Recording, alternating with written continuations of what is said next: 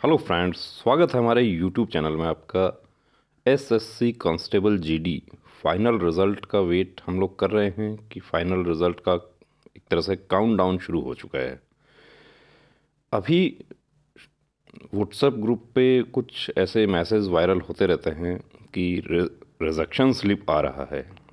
देखिए, कोई ना कोई कमी काफ़ी कैंडिडेट्स के कहीं डॉक्यूमेंट्स में, कहीं थंब में, कहीं फिंगर मैच नहीं हुआ, या और कोई प्रॉब्लम ऐसी थी कि किसी को सिग्नेचर में प्रॉब्लम है, किसी को नेम जो था फादर्स नेम उसमें जो है प्रॉब्लम कुछ फेस कर रहे हैं। तो बड़ा डाउट है कैंडिडेट्स को कि क्या रिजेक्शन स्लिप अभी भी आ रही है। और बहुत सारे यूट्यूब पे मैसेज इधर उधर के चलते रहते हैं कि वीडियो बन जाता है तुरंत, कोई भी लेटर एसएससी से रिलेटेड होता है, एसएससी जीडी, तो उसको कि देखिए अभी भी रिजेक्शन स्लिप आ रहा है। और हर किसी को डाउट है, यदि सारा कुछ सही था, फॉर्म ठीक था, बिल्कुल कोई प्रॉब्लम नहीं थी, तब भी देखिए जब तक फाइनल रिज़ल्ट नहीं आता है तब तक आपको बड़ा डर सा लगा हुआ है कि क्या होगा, कैसे होगा, कहीं मेरा नाम रिजेक्शन में तो नहीं चला जाएगा। एक लेटर जो है वो 2-3 दिन से वायरल हो रहा है कि ये देखिए अभी भी रिजेक्शन स्लिप आ रहे हैं। तो इस लेटर के बारे में हम आपको बताते हैं कि ये रिजेक्शन स्लिप कैसे है और ये क्या चीज़ है, ये आदेश किस चीज़ का है। आप पूरा पढ़ेंगे, कोई भी आपके पास में फॉरवर्ड मैसेज आता है तो उसको आप थोड़ा सा पढ़ लीजिए। हिंदी में आप पढ़ने में आसानी आपके लिए रहती है। इंग्लिश वाले जो लेटर्स होते हैं उनको हम पूरा एक्सप्लेन करके बताते हैं। ये लेटर जो आया है, ये एक कैंडिडेट को एक आदेश मिला है। कहाँ से मिला? कार्यालय पुलिस उप महानिरीक्षक क्षेत्रीय भर्ती केंद्र समूह केंद्र केंद्रीय रिजर्व पुलिस बल इलाहाबाद, गृह मंत्रालय। 5 जनवरी 2021 को ये जारी हुआ है। उससे पहले ऊपर देख सकते हैं हम कि रजिस्टर्ड एडी, रजिस्टर्ड पोस्ट से आया है। यदि ईमेल से आएगा तो यहाँ पर बाई मेल लिखा रहता है, थ्रू मेल। अब यहाँ देखिए इसमें क्या लिखा है, जबकि कर्मचारी चयन आयोग नई दिल्ली द्वारा रोजगार समाचार में दिनांक 21/7/2018 को एक अधिसूचना प्रकाशित की गई थी ताकि केंद्रीय सशस्त्र पुलिस बलों एनआईए, एसएसएफ और असम राइफल्स परीक्षा 2018 में राइफलमैन की भर्ती का आयोजन किया जाए।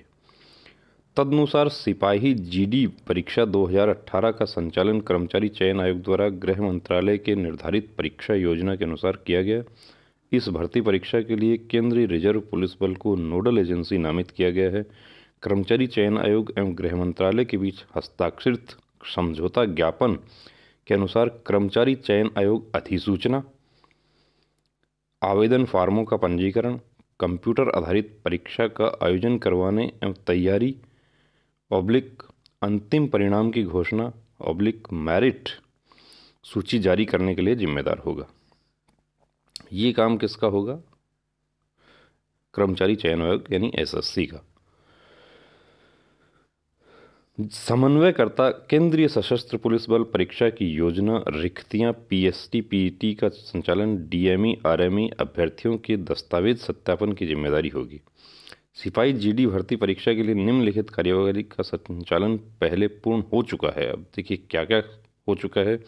कर्मचारी चयन आयोग ने कंप्यूटर आधारित परीक्षा दिनांक 11 फरवरी 2019 से 11 मार्च 2019 पूर्ण करवाकर उत्तीर्ण अभ्यर्थियों को पीईटी पीएसटी में उपस्थित होने की सूची तैयार कर चुकी है। केंद्रीय सशस्त्र पुलिस बल ने चयनित अभ्यर्थियों का पीईटी पीएसटी करवा चुका है।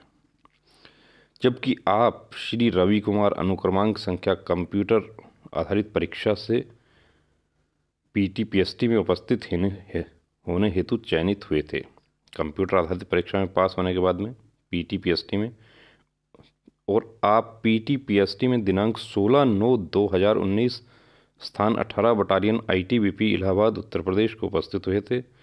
दिनांक 11/1/2020 को ग्रुप केंद्र सीआरपीएफ इलाहाबाद में डीएमई में उपस्थिति के दौरान बायोमेट्रिक डाटा का सत्यापन करते समय आपका प्ररूपण में शामिल होने का पता लगा था।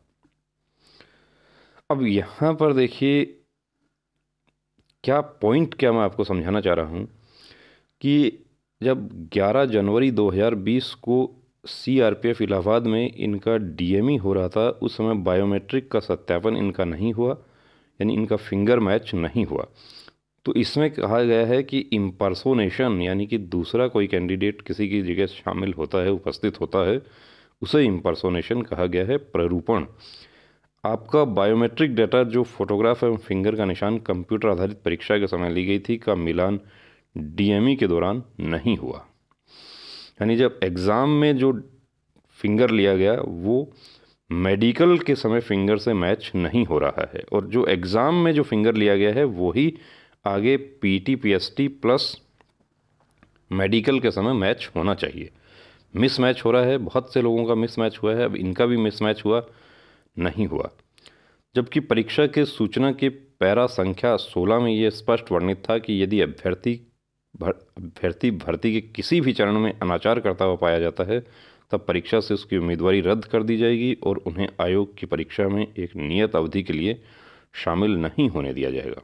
एसएससी की परीक्षा में इनको शामिल नहीं होने दिया जाएगा यदि कोई कैंडिडेट किसी प्रकार का भ्रष्ट आचरण करता हुआ पाया जाता है। जबकि चयन प्रक्रिया के सत्यनिष्ठा को सुरक्षित रखने और ऐसे उम्मीदवार को रोकने के लिए जिन्होंने उपयुक्त सरकारी सेवा में प्रवेश करने के लिए अनुचित अवैध माध्यमों को अपनाते हुए पाया गया, ऐसे अभ्यर्थियों को उपयुक्त परीक्षा से खारिज करने के लिए प्रस्तावित किया गया है और आपको आयोग द्वारा भविष्य में होने वाली परीक्षा प्रक्रिया में पात्रता निषिद्ध करने के लिए आयोग की नीति के अनुसार कार्यवाही प्रारंभ की जाएगी। यानी इनका फिंगर मैच नहीं हुआ तो इनको ये नोटिस इस बात का मिला है कि आपको इम्पर्सोनेशन में लिप्त पाया गया और अब आयोग की नीति के अनुसार आपको आगे भविष्य में होने वाली आयोग की परीक्षाओं में शामिल नहीं होने दिया जाएगा। तो ये कारण बताओ नोटिस है कि इसलिए आपको कारण पूछा जाता है कि आपके उपयुक्त तथ्यों के कारण क्यों न आपकी उम्मीदवारी रद्द की जाए। यदि आपको उपयुक्त प्रस्तावित कार्यवाही के विरुद्ध कुछ कहना है तो इस सूचना के प्राप्त होने के 15 दिन के अंदर प्रस्तुत करें। यदि इस पत्र के जारी होने के 30 दिन के अंदर कोई जवाब नहीं प्राप्त होता है तो ये मान लिया जाएगा कि आपको उपयुक्त प्रस्तावित कार्यवाही के विरुद्ध कुछ नहीं कहना है और आपके विरुद्ध इस मामले में एक तरफा निर्णय लिया जाएगा। देखिए, ये जो है ये हमारी संवैधानिक प्रक्रिया का एक हिस्सा है कि यदि किसी के खिलाफ कोई कार्यवाही की जाती है तो उसे अपना पक्ष रखने का पूरा मौका दिया जाता है। अब ये जो कैंडिडेट हैं इनका फिंगर मैच नहीं हुआ था, उस वजह से इनको ये पूछा गया है, कारण पूछा गया इनको कि आपको यदि अपना पक्ष रखना है तो आप 15 दिन के अंदर अंदर अपना पक्ष रख दीजिए कि मेरा फिंगर क्यों मैच नहीं हुआ था, वजह क्या हुई। इनको इस लेटर का जवाब इनको देना होगा। यदि ये जवाब नहीं देते हैं तो ये एसएससी जीडी से तो आउट हो ही गए, प्लस आगे भविष्य में होने वाले कर्मचारी चयन आयोग की परीक्षाओं में भी इनको वंचित कर दिया जाएगा। तो दोस्तों, यदि आपके पास भी इस प्रकार का यदि कोई लेटर आता है तो उसको हल्के में नहीं लेना है, उसका जवाब जरूर देना है। यदि जवाब नहीं दिया तो आगे भविष्य में होने वाली एसएससी परीक्षाओं के लिए भी वंचित कर दिया जाएगा और एक तरफा निर्णय। तो जो एक्शन हो रहा है इनके खिलाफ, इस प्रकार के जो भी कैंडिडेट हैं जिनके फिंगर मैच नहीं हुए, इम्पर्सोनेशन में पाए गए, कुछ मामले ऐसे थे जिनमें एफआईआर भी दर्ज हुई, कुछ में एफआईआर दर्ज नहीं हुई, तो ये लेटर जो है कारण बताओ नोटिस दिया गया है, ये प्रक्रिया का हिस्सा है। ये प्रक्रिया भी साथ साथ चल रही है आपके रिज़ल्ट के साथ साथ। अब कुछ कैंडिडेट्स पूछते हैं कि इन सब से क्या रिज़ल्ट पे फ़र्क पड़ेगा। कोई फ़र्क नहीं पड़ेगा रिज़ल्ट पे। रिज़ल्ट आपका जो 20 को टेंटेटिव हो रहा है तो ये समझिए कि आपको 20 को शाम तक आपके रिज़ल्ट जो हैं वो बिल्कुल आपकी साइट पर आ जाएंगे। तो दोस्तों, वीडियो आपको कैसा लगा कमेंट करके ज़रूर बताएं। यदि आपका कोई सुझाव है तो वो भी बताएं। यदि आपके भी कोई डाउट हैं तो ये हमारा नंबर यहाँ पर दे रहे हैं, नीचे डिस्क्रिप्शन में भी नंबर दे रहे हैं, आप उस नंबर पर व्हाट्सएप मैसेज आप कर सकते हैं।